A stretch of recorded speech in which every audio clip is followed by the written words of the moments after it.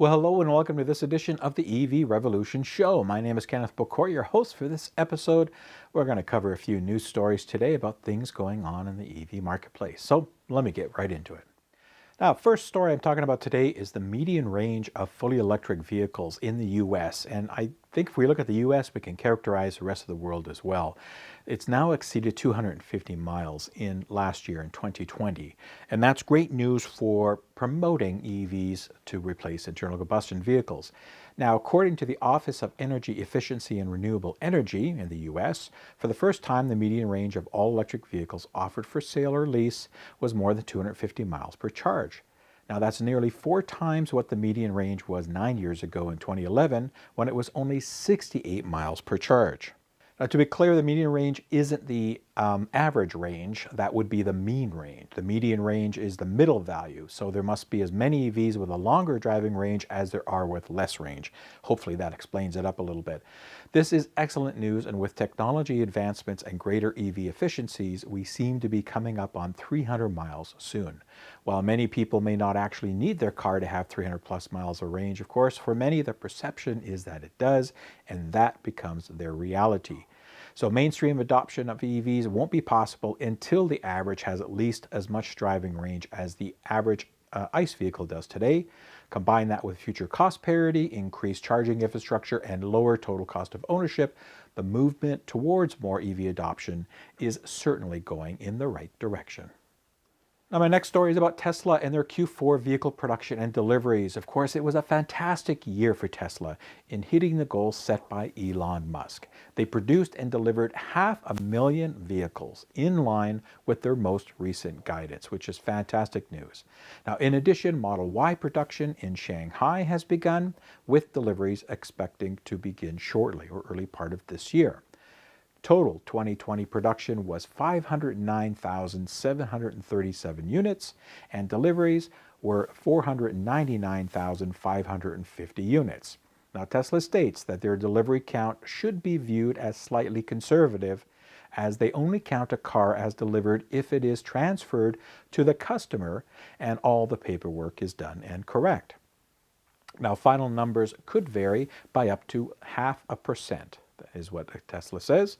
And I think it was a great job factoring in those units that would have been in transit and not just delivered to customers in time and so forth, especially when you had a quarter that had the holiday month in December and, of course, with ongoing COVID issues.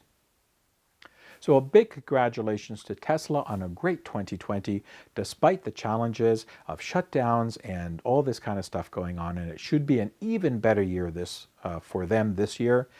Will they hit the 1 million unit number? They could. It could be possible for them. We'll just have to wait and see.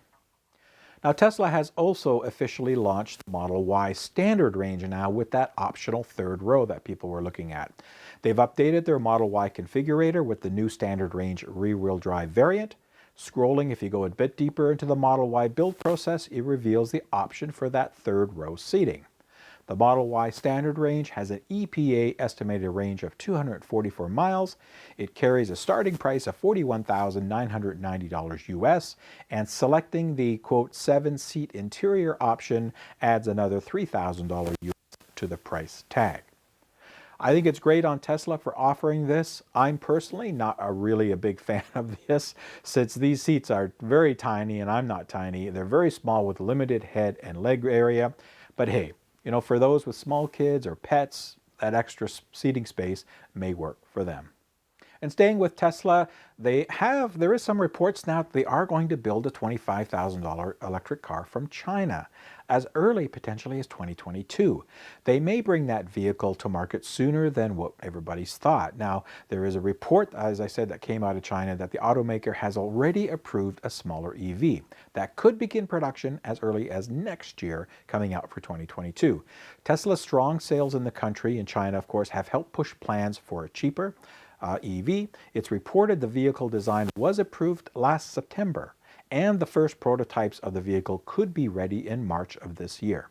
We'll see.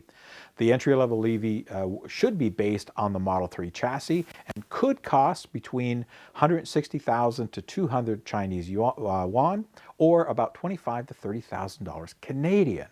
Remember that during Tesla's Battery Day event last year, CEO Elon Musk did reveal that they will be building a $25,000 EV.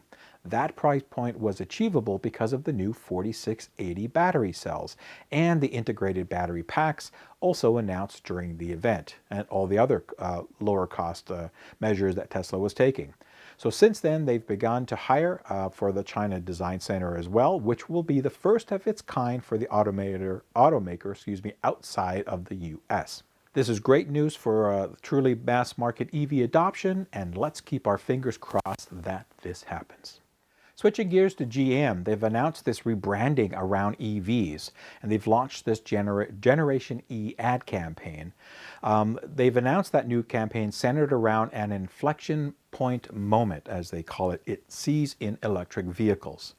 Now, the campaign's called Everybody In, and it coordinates with a comprehensive effort to revamp the brand's image, redesign the company's logo, and signify that electric vehicles are a central focus for the company's development and marketing efforts. Stuff I love to hear. Nobody will be left out, insists one of the ads, suggesting that GM will have an affordable vehicle soon after the 112,000 or so Hummer EV Edition 1 and the Cadillac Lyriq that it's shown so far from the Ultium vehicle family.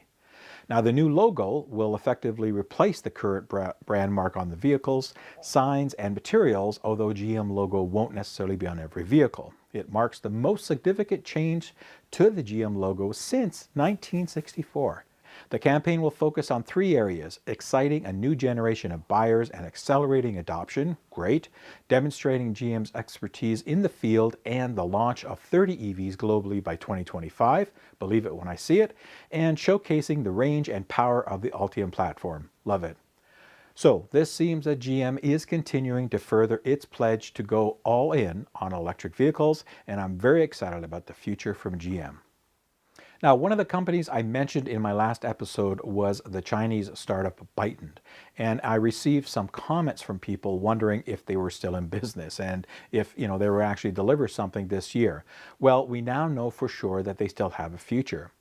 Foxconn, which is the Taiwanese firm best known for contract manufacturing Apple electronics, is helping to prop up Byton.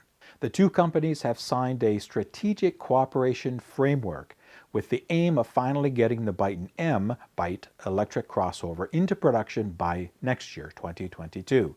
Under the agreement, Foxconn will provide manufacturing expertise as well as solid operational management experience and, of course, industrial resources, which they have a lot of, to aid in the production launch of the M-Byte. Foxconn will also invest around $200 million into the project as well, and I know Byton's needing money. M-Byte crossovers will still be built at Byton's Nanjing, China factory, and Byton began ramping up pre-productions, of course, there in early 2020, but then they ran out of money as the coronavirus pandemic hit China, and they temporarily suspended operations to conserve their cash flow. So hence the need for a Foxconn partnership, as well as delaying to 2022 from the originally planned United States launch date of 2021. So good luck to Byton. Now, last story today is I don't really talk a lot about China most times because so much going on, but I saw this announcement and I thought I would mention it. By the way, I will be looking at some episodes focused on the Chinese EV marketplace soon, so stay tuned for that. Now, Chinese car manufacturer NIO has recently unveiled its fourth electric car model, the NIO ET7, a highly advanced flagship sedan based on the NIO ET preview concept from 2019. The NIO ET7 is offered with two battery options, a 70 kilowatt hour and a 100 kilowatt hour, for an NEDC range of respectively, more than 500 kilometers or 311 miles and more than 700 kilometers or 434 miles. Remember, these are NEDC. In the future, or late 2022, there will be a 150 kilowatt battery pack version that should be able to go more than 1,000 kilometers or 620 miles NEDC on a single charge. The car has received a dual-motor all-wheel drive powertrain with a peak system output of 480 kilowatts and 850 newton meters of torque, and will achieve acceleration from 0 to 100 kilometers per hour, 62 miles an hour, in 3.9 seconds. Boy, that's a lot to say.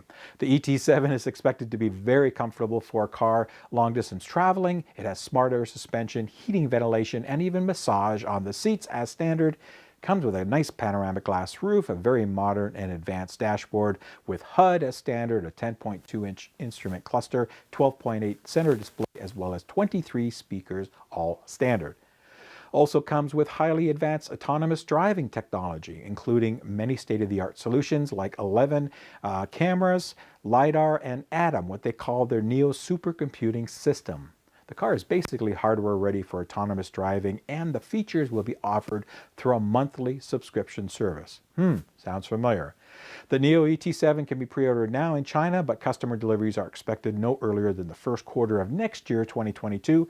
Prices range from about $70,000 US to about $82,000 US dollars. All right, and that's it for this edition of the EV Revolution Show.